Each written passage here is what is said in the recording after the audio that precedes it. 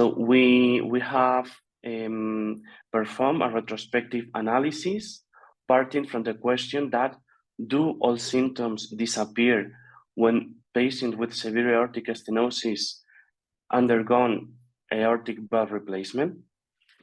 At baseline, the most frequent symptom was dyspnea, followed by angina and syncope, and about 40% of the patients had admissions to the hospital because of heart failure. Most of the patients undergone surgical aortic valve replacement, and 37% of the patients undergone transcatheter aortic valve implantation.